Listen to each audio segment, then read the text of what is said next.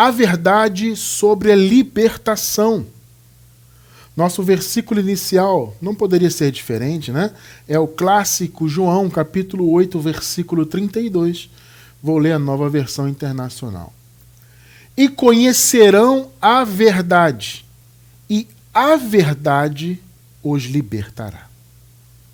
Graças a Deus. Igreja preciosa do Senhor, povo santo, amados de Deus, eleitos desde antes da fundação do mundo. Meus amados irmãos, hoje eu quero falar desse tema fundamental, importantíssimo, que é a libertação. Porque muito se fala sobre isso no meio da religião, né? A religião, seja qual for o segmento, mas especialmente, claro, a religião que se diz, se autodenomina cristã, claro, o cristianismo, né? O cristianismo, aliás, ele tem vários segmentos, né? E eles arrogam para si esse chamado de serem libertadores das pessoas. Nós é que libertamos. E, na verdade, na minha visão em graça, a religião ela faz o contrário. Ela diz que liberta, mas ela, na verdade, aprisiona. Percebe? Então, no meio da religião não existe libertação de fato, por mais que eles falem sobre isso. Como eu disse, né, eles arrogam para si essa posição, venham aqui se libertar. Inclusive, na maioria das denominações, existe o famigerado culto de libertação. Eu me lembro quando me perguntaram sobre isso, aliás, já me perguntaram algumas vezes, sobre essa questão do culto de libertação, entre aspas, né? Perguntaram, irmão Cristiano, na graça tem culto de libertação? E eu até falei, olha, tem. Todos os cultos são de libertação. Todas as vezes que nós paramos para estudar a palavra da graça e absorver as verdades contidas na revelação da graça, é libertação para a nossa vida. Entende? Porque a libertação é aquilo que vocês acabaram de ler conosco aqui. É conhecer a verdade. Observem que Jesus colocou o conhecimento da verdade como parâmetro para você entender se você foi liberto ou não. Então veja, não é você fazer campanha de libertação igual há em muitas denominações, né? Aliás, esse é um grande chamariz, né? Você está precisando de libertação? Vem aqui, todas as sextas-feiras temos uma campanha, vamos passar o óleo na sua cabeça, você vai fazer isso, fazer aquilo, vai pegar o objeto ungido. E as pessoas vão sendo levadas para isso, vocês entendem? Porque muitas das vezes as pessoas sem o entendimento do verdadeiro evangelho, elas se veem desesperadas com alguma situação na vida, né? Então a pessoa está passando alguma dificuldade, alguma situação na sua vida, e ela quer ser liberta daquilo, né? Então ela ouve a propaganda aí de um sistema qualquer, venha fazer a campanha de Jerusalém, a campanha de Israel, venha aqui trazer o seu envelope, aí coloca um dinheiro no meio, quase sempre tem essa história, né? Dá o seu tudo aqui no envelope que você vai ser abençoado, né? E aí vamos passar um óleo na sua cabeça, vamos fazer acontecer, e você vai participar da campanha de libertação, né? Ou então, quando não é campanha, claro, é o culto de libertação. Então as pessoas são levadas a isso. Só que, meu amado irmão, minha amada irmã, onde não há pregação do evangelho, e mais uma vez eu vou dizer, eu sempre falo isso, nunca vou me cansar de dizer. Quando se fala em evangelho, é evangelho da graça, não tem outro. Tá? Irmão Cristiano, mas ali eu ouvi falar do evangelho quadrangular. Na outra igreja ali fala do evangelho não sei do quê. E, gente, não tem evangelho XYZ. É evangelho da graça. Fora isso, não há outro evangelho. Na época da igreja primitiva, eu posso dizer que havia dois evangelhos. Por quê? Porque havia o evangelho da circuncisão e da incircuncisão, ou seja, a pregação voltada para os judeus, e especificamente para eles. Esse ministério foi concedido aos apóstolos da circuncisão, né? Aos discípulos de Jesus de Nazaré, posteriormente à cruz, né? E a mensagem da incircuncisão, ou seja, para todos os povos, foi conferida ao apóstolo Paulo. E Paulo chamou esse evangelho de evangelho da graça, porque era o único evangelho que de fato evidenciava a graça. Ou seja, era o único evangelho que revelava verdadeiramente o que aconteceu na cruz, o que Jesus de fato conquistou ao morrer e ressuscitar. Percebe? Ou seja, por colocar então em evidência a graça e nos informar, inclusive, que tudo que Jesus fez e concedeu espiritualmente foi pela graça, por isso que Paulo foi, então, o apóstolo do Evangelho da Graça. Jesus o separou para isso. Segundo o apóstolo Paulo, ele foi levado ao paraíso, inclusive, para receber essa revelação específica. Os demais apóstolos foram para os judeus e a mensagem que eles pregavam não era exatamente o Evangelho da Graça. A mensagem que eles pregavam era o chamado naquela época Evangelho do Reino. Havia essa separação, né? Por quê? Porque era uma mensagem que dizia o seguinte: olha, o reino está próximo. Vocês percebem? Essa era a mensagem. Ou seja, aquele rei que vocês, como judeus, como israelitas, esperam, o Messias, né? Ele está às portas, né? De voltar, no caso. Ele já tinha vindo como homem, Jesus, né? Então a mensagem deles era essa. Era dizer o seguinte: olha, o Messias que vocês tanto esperam, ele já veio, já se manifestou como homem, Jesus de Nazaré, e ele vai voltar em juízo sobre Israel. Ou seja, o reino de Deus está por vir. O reino de Deus vai se manifestar. Porque o Messias já veio e ele vai retornar como rei e como juiz também. Então, basicamente era isso. A mensagem da circuncisão também poderia ser chamada, como eu disse, de mensagem do reino. E a mensagem do apóstolo Paulo, eu posso dizer que ela era mais completa. Porque, além de abranger esse aspecto do reino, a mensagem de Paulo também, como eu disse agora há pouco, né, abrangia a questão da graça, da cruz. Por isso também o apóstolo Paulo chama o seu evangelho de palavra da cruz. Então, esse evangelho é o evangelho eterno, de fato. Tá? É uma palavra, uma pregação para todo o período da nova aliança, que é um período eterno. A nova aliança, alguns dizem que não existe nova aliança, o que é uma bobagem, né? Claro que existe, ela é eterna, é um pacto eterno, a palavra diz isso claramente. Um pacto estabelecido e um pacto que foi feito para todo o sempre. E a única palavra que evidencia esse pacto, portanto, é a palavra da graça. Então não adianta, amado. Veja, se a pregação não abrange a cruz, o que foi feito de verdade na cruz, ela não é da graça. Então vocês podem observar as mensagens do sistema religioso. Eles até falam da cruz, mas eles falam da cruz mais como algo histórico, mais como um objeto histórico até. Né? Eles colocam até a cruz, inclusive, como símbolo da fé deles. Os católicos colocam a cruz ainda com a imagem de um homem pendurado, fazendo uma alusão a Jesus. E os protestantes usam, a maioria usa uma cruz vazia. Mas o fato é que eles usam a cruz como um objeto, né, de representação, mas não pregam de fato a palavra da cruz. Porque no meio da religião a pessoa não está salva ainda, ela tem que lutar para ser salva. Ou ela é salva, mas tem que lutar para manter a salvação. O que no final das contas é a mesma coisa, né? É a mesma coisa. Se você luta para ser salvo, ou se alguém diz que você é, mas que você tem que lutar para continuar sendo, no final das contas é a mesma coisa. Ou seja, você pode perder a salvação, que é um conceito absolutamente bizarro e que não existe na Bíblia. Né? Começa por aí. E aí eles dizem, ó, você tem que pagar o preço, tem que fazer a campanha, tem que participar da cerimônia. Todas as cerimônias que eles inventaram, né? Inclusive algumas são inspiradas nas obras da lei, outras são até obras da lei de fato. Enfim, existem cerimônias e obras que se fazem, né, no meio da religião, que eles fazem, né, no meio da religião, que elas são de fato da lei. Por exemplo, o jejum de alimentos. É uma obra da lei, né? É um costume dos judeus. Ah, Cristiano, mas Jesus fazia, ele ensinou a fazer. Claro, eles estavam debaixo da lei naquela época. Percebe? Quando Jesus ensinou o jejum lá em Mateus, no capítulo 6, ele estava falando exclusivamente aos judeus e exclusivamente a pessoas que estavam debaixo da lei. Vocês estão percebendo? O contexto temporal é outro agora, estamos na graça. Tá? Eu vou deixar na descrição do vídeo um estudo específico sobre o jejum. É um estudo nosso até relativamente antigo, mas é um estudo excelente, tá? Vou deixar na descrição. E também um sobre as obras da lei em geral, tá? Porque eu não vou me aprofundar muito nisso. Então vou deixar um estudo sobre o jejum e um estudo sobre as obras da lei em geral, tá? Então, as religiões aí fora, as que se dizem cristãs, Elas têm isso. O cerimonialismo todo, obras da lei, obras inspiradas na lei, o raciocínio do Antigo Pacto, né? Tudo isso eles têm ainda no âmago das mensagens deles. Por mais que eles digam que estão na graça, e muitos dizem que estão, a verdade é que não estão. Veja, não estão do ponto de vista do conhecimento, né?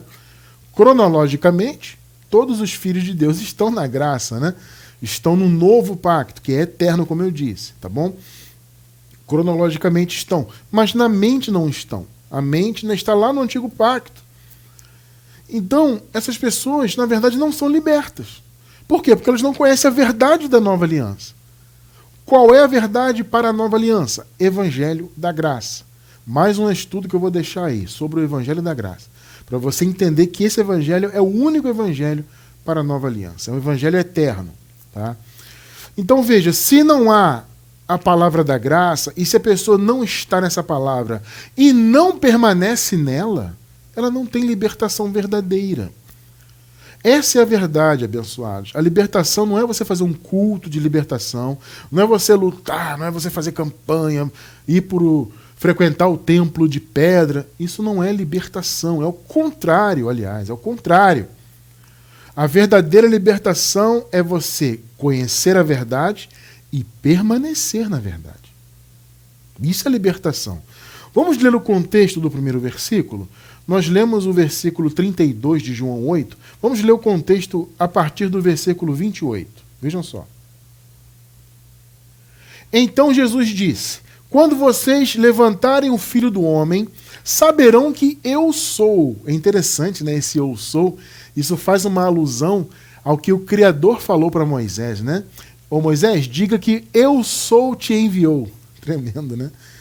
Então Jesus disse: quando vocês levantarem o Filho do Homem, saberão que eu sou, e que nada faço de mim mesmo, mas falo exatamente o que meu Pai me ensinou. 29 e 30. Aquele que me enviou está comigo. Ele não me deixou sozinho, pois sempre faço o que lhe agrada. Tendo dito essas coisas, muitos creram nele. 31 e 32. Disse Jesus aos judeus que haviam crido nele: olha só, gente, se vocês permanecerem firmes na minha palavra.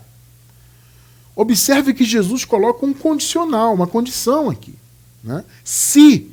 Por que essa condição foi colocada aqui? Porque, abençoados, vejam bem, uma das principais características de quem é filho de Deus verdadeiro é permanecer. Veja só. É ser insistente. Ou seja, uma vez que a verdade é revelada para um filho de Deus, ele permanece. É uma das principais características dos filhos do Senhor, é permanecer. Sabe? Então, você, por exemplo, é filho de Deus, você recebeu a revelação da graça, veja, você nunca mais vai regredir para qualquer outro evangelho, entre aspas, ou qualquer outra palavra. Porque você é filho, você então permanece. Quer conhecer se alguém é filho, filha de Deus de verdade? É só ver se essa pessoa tem essa característica. É uma delas. Existem outras, uma delas é essa. A pessoa conhece a verdade e ela permanece. Por isso que Jesus falou isso. Se vocês permanecerem firmes na minha palavra, olha só, verdadeiramente serão meus discípulos. Por quê? Porque essa é uma característica. Percebeu o ponto? Os verdadeiros discípulos, os verdadeiros filhos de Deus, os verdadeiros eleitos, eles permanecem. Uma vez que a palavra é revelada, eles vão permanecer. E você observa, então, que conhecer a verdade é uma consequência disso. Vamos ler de novo? Disse Jesus aos judeus que haviam crido nele: se vocês permanecerem na minha palavra, verdadeiramente serão meus discípulos. E consequentemente, conhecerão a verdade. E a verdade os libertará. Pegou o contexto? O que é libertação, então? É a pessoa ouvir a palavra da verdade e ter a sua mente liberta. Entende? Ter a sua mente limpa, por assim dizer, né? Pelo lavar regenerador e renovador do Espírito Santo pela palavra em nossa mente. Então a nossa mente é limpa do ateísmo, é limpa do cientificismo. Recentemente nós falamos isto, né? Está até no nosso canal no YouTube, bem recentemente, um vídeo sobre isso, né? Então a mente da pessoa é liberta do ateísmo, do cientificismo, das filosofias, demais filosofias humanas que são contrárias ao Evangelho, e principalmente a mente dos filhos de Deus é liberta da religião. Entende? Você vê que Jesus, por exemplo, ele assumiu, vamos dizer assim, né, essa posição daquela profecia de Isaías. Em Isaías, no capítulo 61, existe aquela profecia, né? E o Espírito Santo está sobre mim, ele me enviou para pregar a libertação, etc. Não tem essa palavra. Aí Jesus, teve aquele episódio de Jesus indo a uma sinagoga, né? Ele foi fazer uma leitura da palavra, e aí entregaram para Jesus o livro de Isaías. E Jesus leu exatamente essa passagem de pregar libertação, que ele foi enviado para isso, que o Espírito Santo estava nele para isso. Esse chamado de Jesus de pregar libertação, o que ele acabou de falar aqui, aliás, né, acabamos de ler, né, vocês vão conhecer a verdade os libertará, esse acaba sendo o nosso chamado também. Entende? O Senhor nos revelou a palavra e nos deu o entendimento do Evangelho para que também fôssemos instrumentos de libertação. E essa é a verdadeira. Eu repito, libertação não é você aceitar Jesus numa igreja, você mudar a sua vida no sentido assim religioso, né? É claro que o Evangelho ele traz uma verdadeira mudança de vida. Claro, mas veja, não é uma mudança de vida guiada pela religião. É uma mudança de vida verdadeira. Tá? Agora, a libertação não é você ter uma disciplina religiosa. Aliás, é isso que acontece na religião. Né? Na religião não acontece uma libertação verdadeira. O que acontece é uma disciplina. A pessoa se torna religiosa, então ela passa a andar naqueles caminhos, naqueles ensinamentos religiosos. A pessoa acaba tendo uma disciplina que em certos aspectos é até algo positivo. Tá? É algo positivo em alguns aspectos. Né? Mas não é libertação de verdade. Mais uma vez, porque a mente da pessoa está presa na religião, em conceitos do antigo pacto, em obras da lei. Então isso não é libertação. Libertação é você conhecer a verdade, a palavra de Cristo. E vou reforçar, a palavra de Cristo para a nova aliança, para o pacto eterno, é o evangelho da graça. Então se você está na palavra de Cristo, você permanece, percebeu o que Jesus falou, né? Se vocês permanecerem, verdadeiramente serão meus discípulos. Verdadeiramente serão filhos. Verdadeiramente vocês são eleitos meus. Se permanecerem na minha palavra.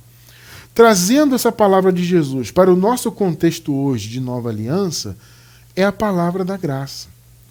Que é também a palavra de Jesus, só que de Jesus Cristo já ressuscitado. Jesus Cristo manifestado como Deus sobre todos. Né? Essa palavra foi revelada ao apóstolo Paulo e pela misericórdia de Deus, através de seus escritos, essa revelação chegou até os nossos dias hoje.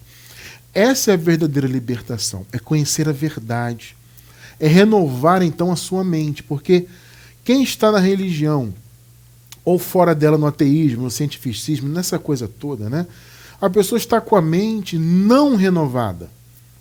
E quem está com a mente, então, religiosa, está com a mente atrasada, no sentido de que a mente, os pensamentos estão voltados para o antigo pacto, para conceitos do antigo pacto. Então, para haver essa libertação, tem que haver o contato com a palavra, a permanência na palavra, para que haja, então, a renovação da mente. O nosso intuito aqui em pregar a palavra é exatamente esse. É fazer as pessoas, os filhos de Deus, ouvirem a palavra da graça, o único evangelho, a palavra da verdade para a nova aliança, conhecerem, claro, permanecerem e, consequentemente, serem totalmente libertos do sistema mundano. Mundano. Seja religioso, porque religião também é mundo, ou seja o sistema das obras más, né? Porque mundo é tudo isso, tá, gente? Religião é mundo. Porque religião é uma coisa mundana, não é de Deus. E também as obras más, obras da carne e obras negativas também são coisas do mundo. Porque são coisas da carne, são coisas terrenas. Entende? Tudo isso é um conceito de mundo. Então a nossa mente precisa estar renovada neste sentido, tanto em relação às obras más, ou seja, nós não temos que coadunar com as obras más, nós não temos que nos envolver, não temos que aceitar isso em nossas vidas, ou seja, lutarmos contra as obras da carne, mas também não podemos viver religiosamente. Religião também é mundo. Então a nossa mente tem que estar renovada. Uma mente liberta é uma mente renovada. Ou vice-versa, não, uma mente renovada é uma mente liberta. Veja o que Paulo fala em Romanos 12, clássico esses versículos, né? Versículos 1 e 2. Portanto, irmãos, rogo-vos pelas misericórdias de Deus que se ofereçam em sacrifício vivo, santo e agradável a Deus. Este é o culto racional de vocês. Olha só. Racional vem de quê, gente? Racional vem de razão, de mente, de entendimento. Percebeu o que Paulo está falando? Em outras palavras, apresentem-se a Deus, ofereçam, até em outras versões tem a palavra corpo, né? Apresentem os seus corpos. É isso que aparece no texto em grego, né? Ofereçam então a sua vida, os seus corpos, né? Em sacrifício vivo, santo e agradável a Deus, que é o culto racional, ou seja, é o culto da mente. É a sua mente sendo trabalhada pela palavra. Em outras palavras, o que Paulo está dizendo? Olha, apresentem-se para estudarem a palavra, para ouvirem sobre a palavra.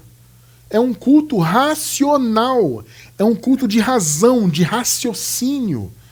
Perceba que tudo isso vem da mesma raiz, né? Raciocínio, razão, racional. Ou seja, a sua mente sendo trabalhada pela palavra.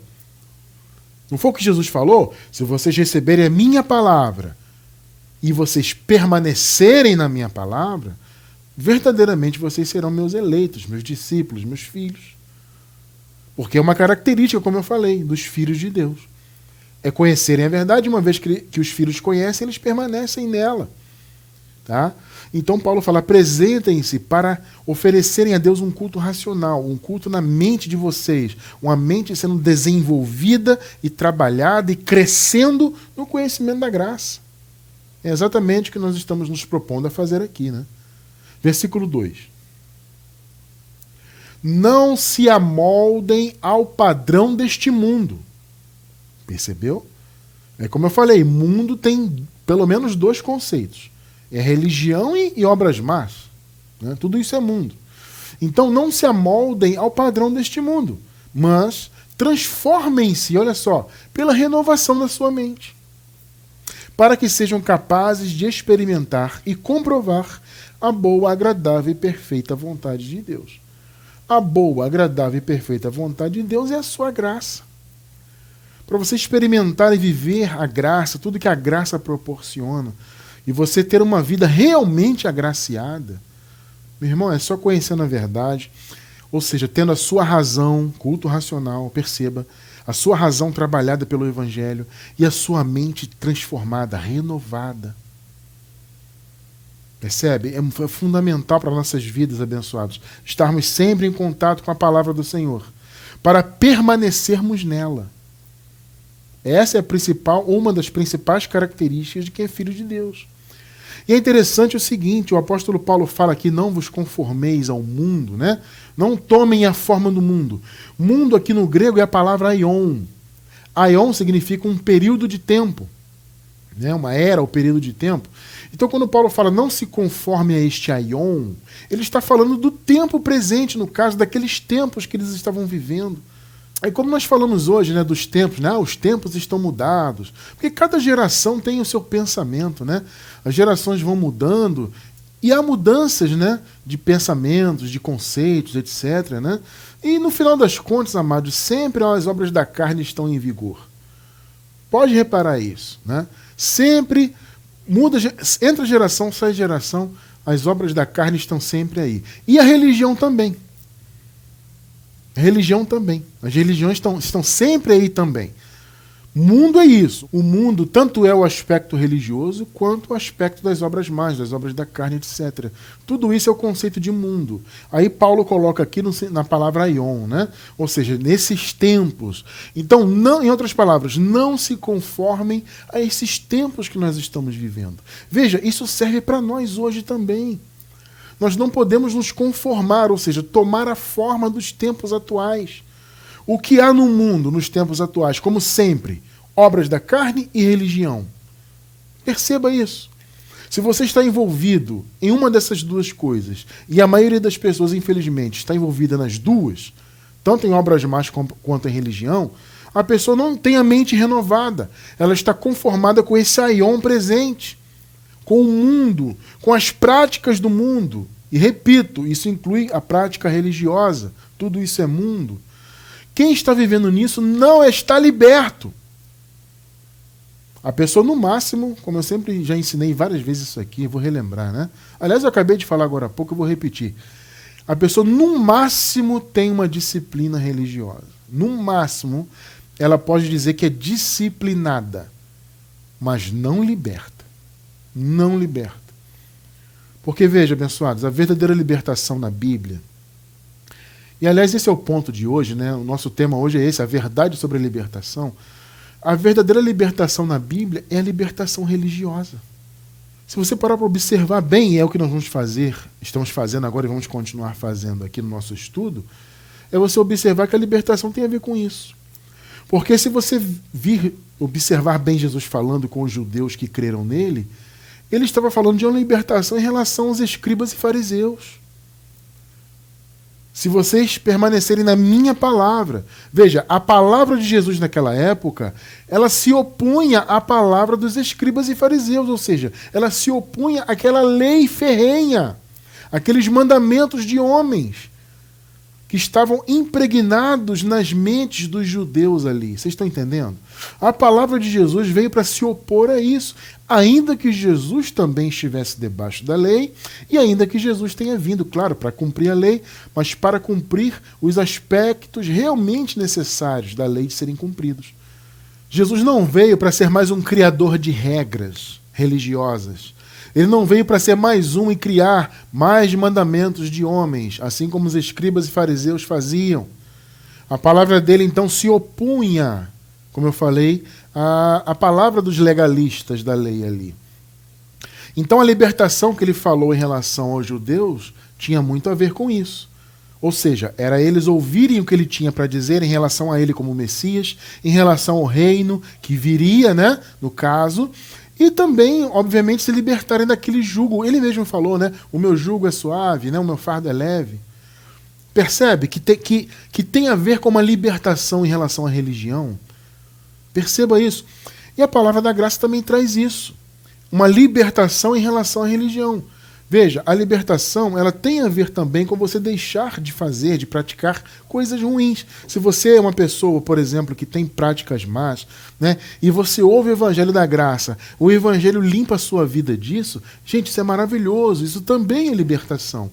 Mas o principal aspecto da libertação, biblicamente falando, é você ser liberto da religião.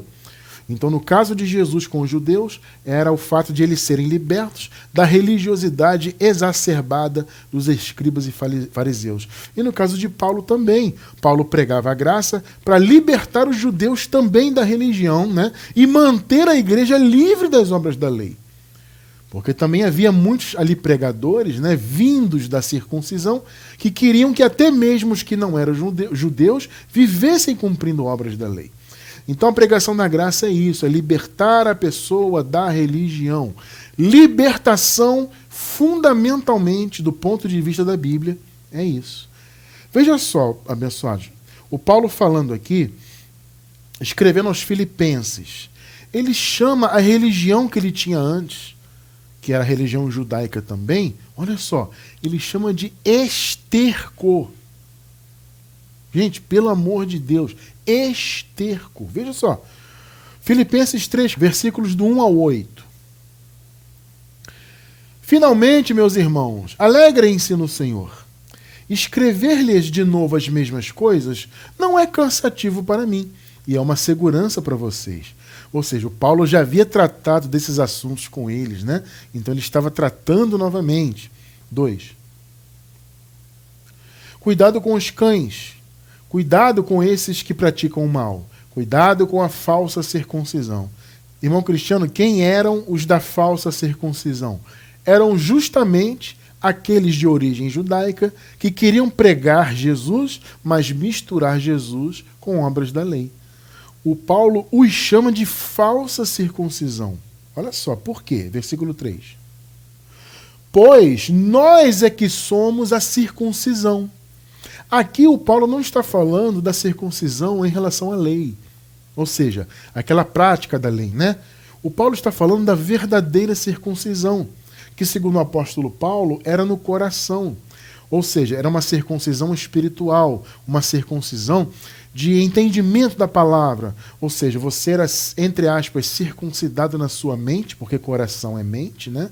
Então você era circuncidado na sua mente, ou seja, sua mente era separada do sistema religioso judaico. Basicamente é isso.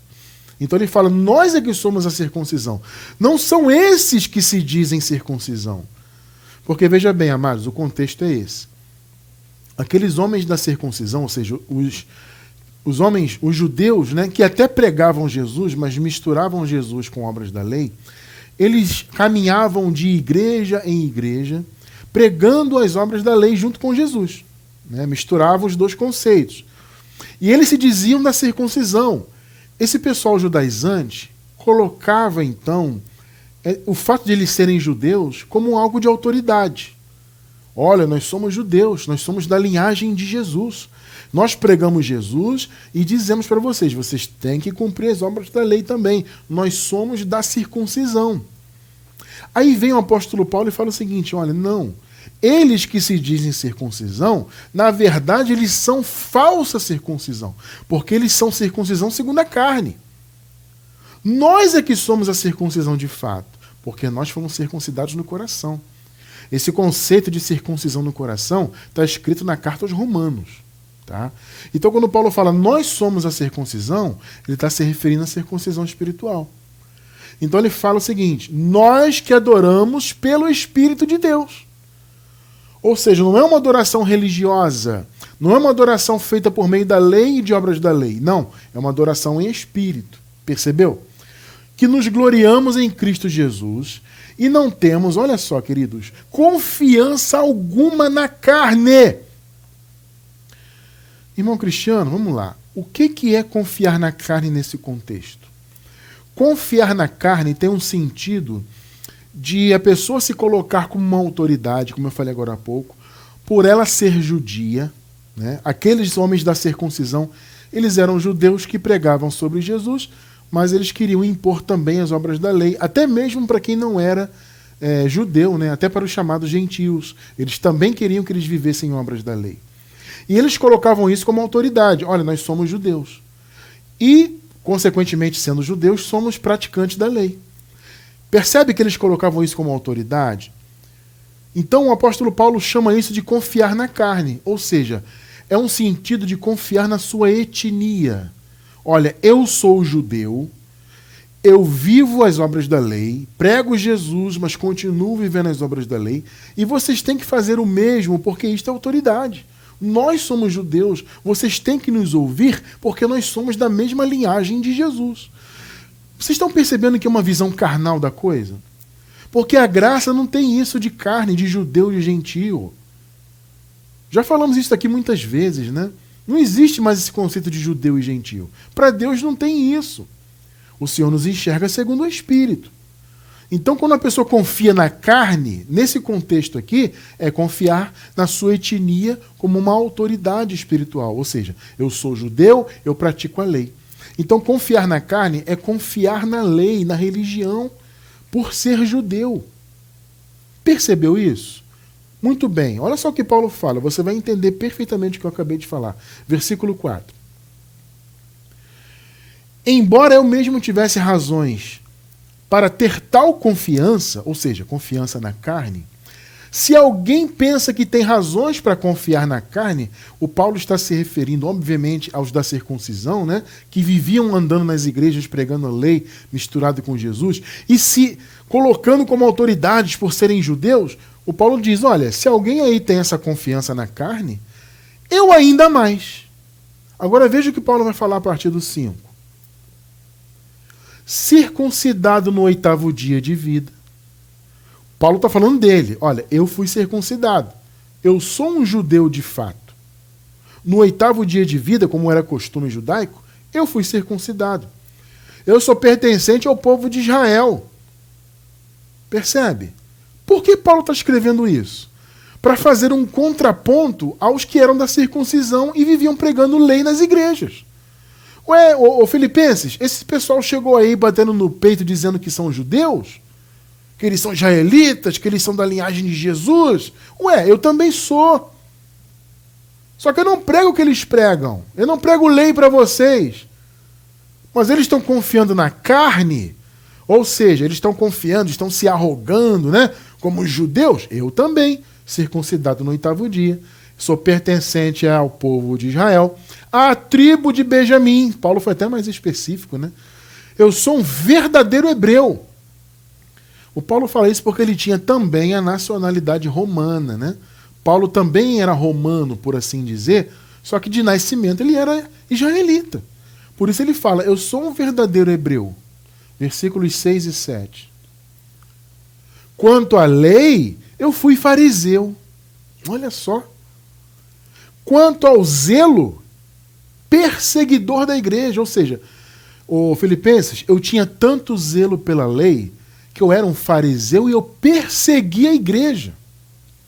Quanto à justiça que há na lei, eu era irrepreensível, Filipenses. Esse pessoal fica aí batendo no peito, se dizendo judeu, se dizendo da linhagem de Israel. Eu também. Agora veja o que ele fala. Mas o que para mim era lucro, ou seja, ele tinha todo aquele reconhecimento, fariseu, né? Tinha um zelo. Naturalmente, Paulo tinha um grande reconhecimento ali, né? No meio dos religiosos judeus, né? Ele devia ter um grande reconhecimento e tal. Ele fala, o que para mim era lucro, passei a considerar perda por causa de Cristo. Amados, deixa eu falar para vocês. Claro que a experiência não é a mesma, mas o conceito é muito parecido. Nós também tivemos essa mesma experiência ou conceitos semelhantes à do apóstolo Paulo. Porque muitos de nós que hoje estamos na graça, felizmente, viemos da religião. Muitos de nós tínhamos até muito destaque no meio da religião, né? Eram conhecidos, pregadores, pastores, né? Eu também tive muito reconhecimento, eu recebi muito tapinha nas costas quando eu era religioso. Então nós também tivemos, isso que para nós era lucro, entre aspas, né? Porque era bom, né, ter reconhecimento religioso, é sempre bom, né? A carne gosta dessas coisas. Então o que para nós era lucro, passamos também a considerar perda. Por quê? Porque nós perdemos todo essa empáfia religiosa, né? Nós perdemos todo esse reconhecimento para vivermos o Evangelho de Cristo.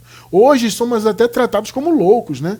E esse pessoal da graça é tudo louco. Eles dizem que Jesus já voltou, eles dizem que não tem mais que tomar Santa Ceia, que não tem que jejuar, e que não tem que frequentar templo, e que não tem que isso, que aquilo. Esse pessoal é tudo doido.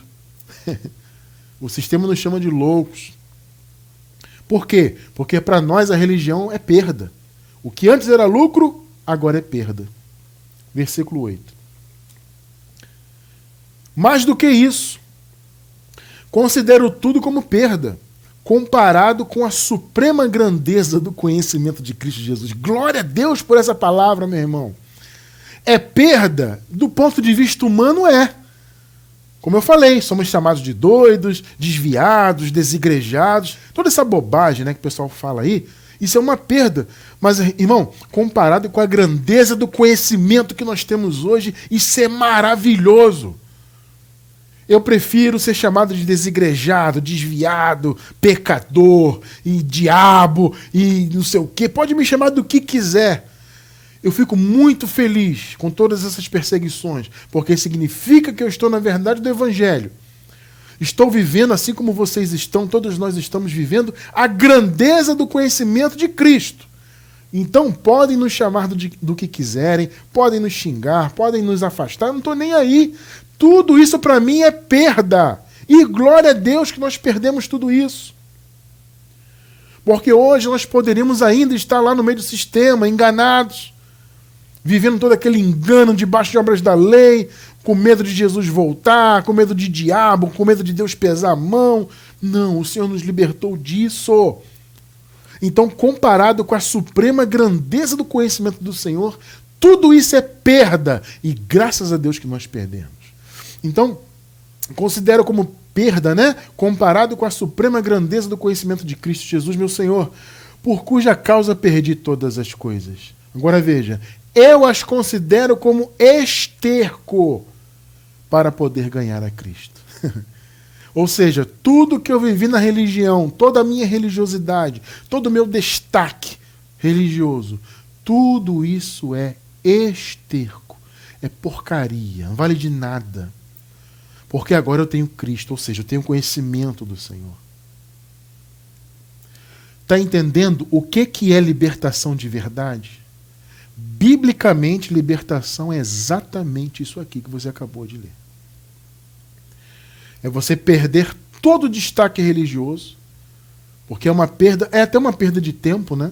Como eu sempre digo, eu passei, se eu contar desde a minha vida criancinha, foram mais de 20 anos como religioso. Né? Então foram 20 anos, entre aspas, perdido do ponto de vista da religião. Mas só que, ok, perda, mas nós ganhamos Cristo, ou seja, o conhecimento de Cristo, né? O conhecimento da graça, e fomos libertos.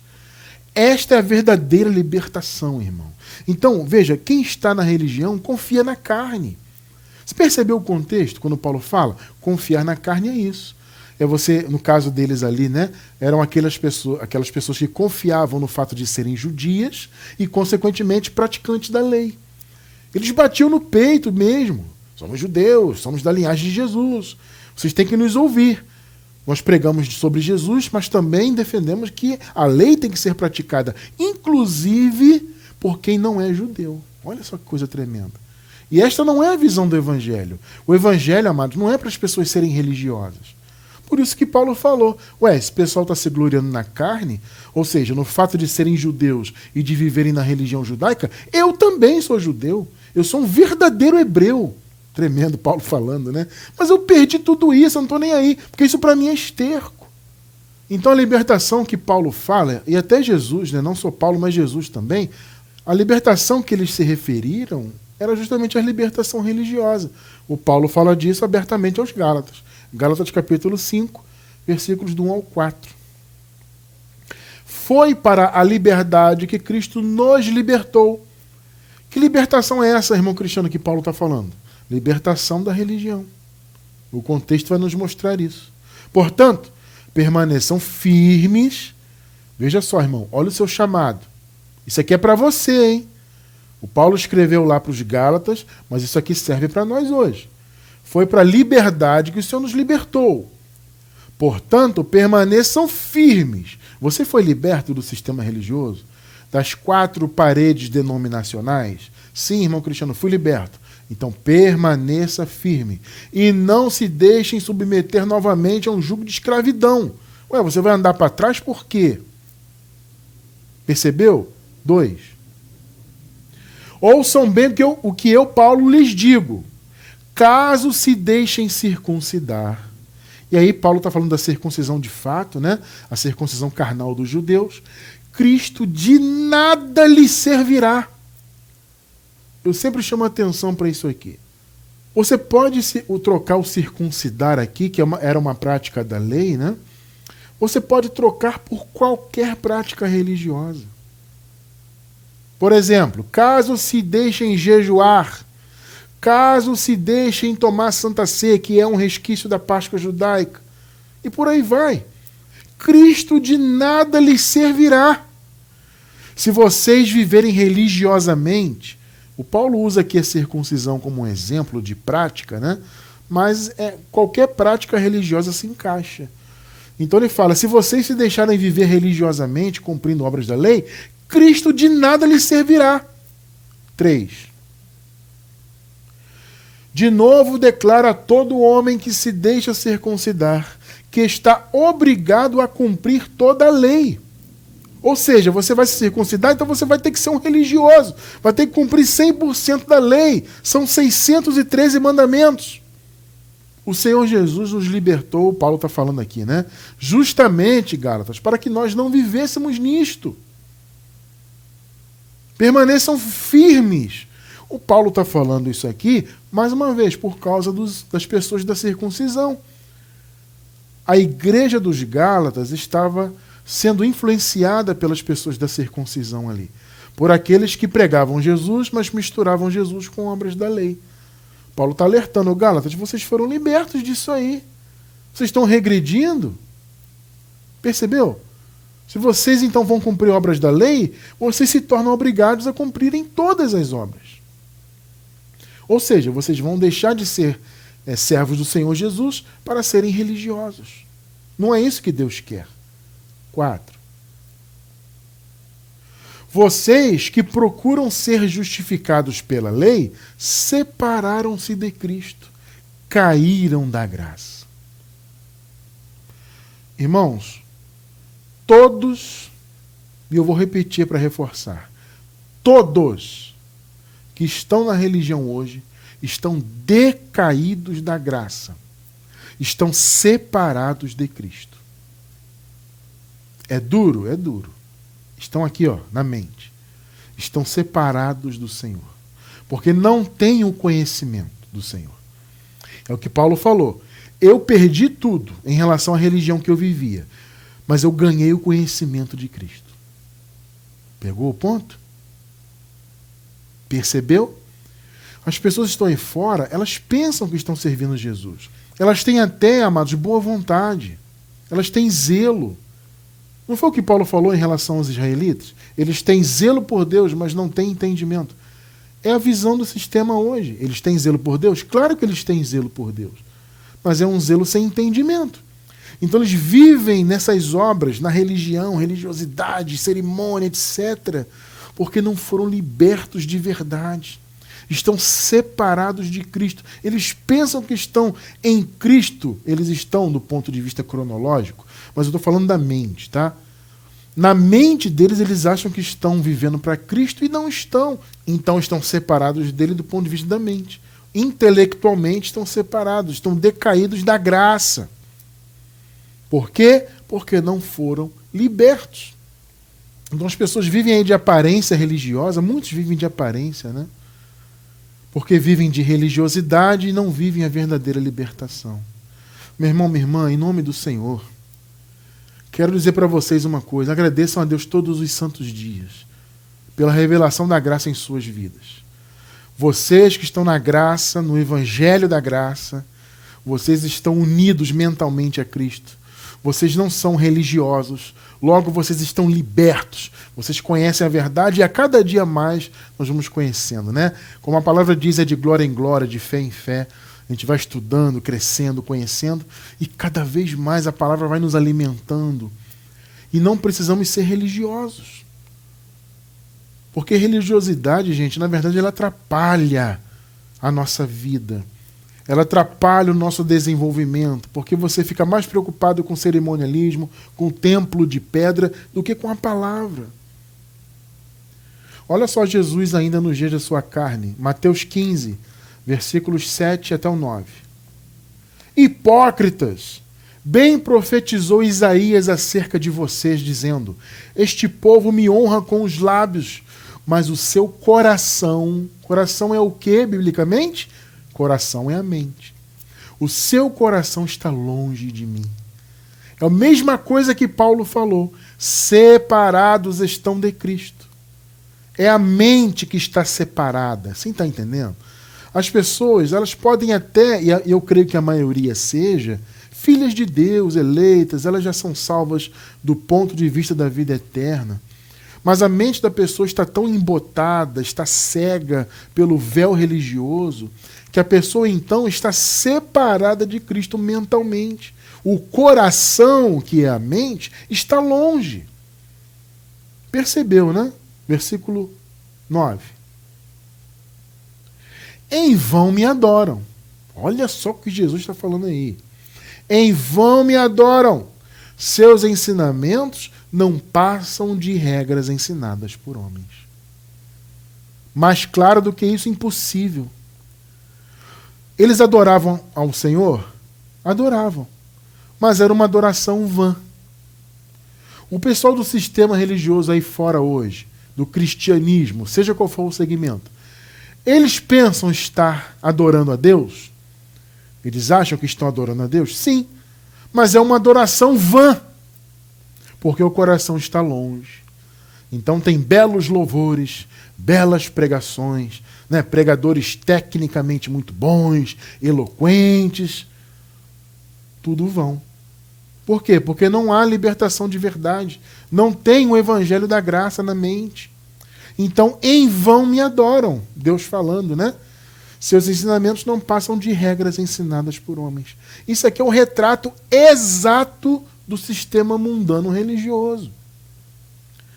E a nossa luta aqui, então, a nossa luta é para que o povo do Senhor se liberte disso. Porque esta é a verdadeira libertação. Percebe? E não se preocupe, amado irmão, amada irmã. Ah, irmão Cristiano, eu estou conhecendo a graça agora, mas se eu romper com o sistema, poxa, eu vou ficar separado, vou ficar sozinho, as pessoas vão me julgar, vão me condenar. Gente, não se preocupe com isso. Considere tudo isso esterco. Esse passado religioso é esterco, porque agora, de fato, você está ganhando Cristo. Ou seja, o conhecimento de Cristo, percebe? Esta é a verdadeira libertação. Veja, amados, olha, o Senhor não quer que nós sejamos frequentadores de templos de pedra, cumpridores de ordenanças, sabe, cumpridores de cerimonialismos, entende? Mandamentos de homens, como acabamos de ler. O que Deus quer de nós é que nós sejamos a luz do mundo e o sal da terra.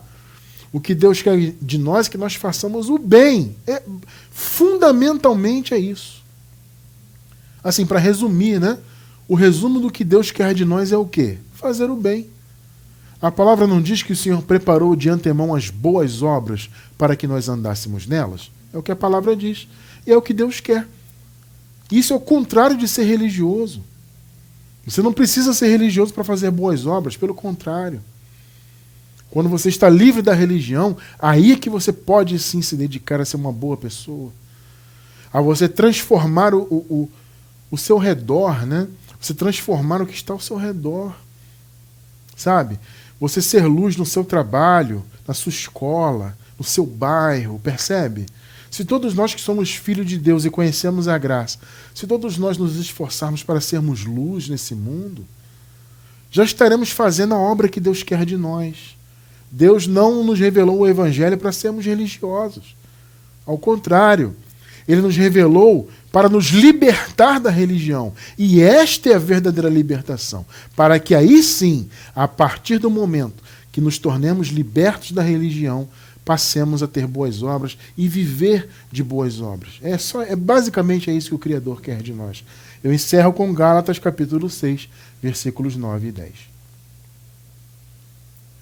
E não nos cansemos de fazer o bem. Pegou? Pois no tempo próprio colheremos. Ainda tem isso, né? O bem que você faz, você ainda colhe nesta vida terrena, e eu creio piamente também na vida futura, que será a mesma vida, né? Vamos continuar vivos, só que no paraíso, obviamente, é uma outra condição. Então você vai colher nesta vida e também no porvir. Eu creio muito nisso. E não nos cansemos de fazer o bem, pois no tempo próprio colheremos. Portanto, enquanto temos oportunidade, façamos o bem a todos, especialmente aos da família da fé. Percebeu? A família da fé tem prioridade, mas façamos o bem a todos. Basicamente, é isso que o Criador quer de nós. A libertação é para que possamos alcançar esta condição aqui, de praticantes do bem, independente de religião. É isso que Deus quer de nós. Foi para isso que Ele nos revelou o Evangelho, para que nós fôssemos verdadeiramente libertos. Louvado seja o Criador por isso.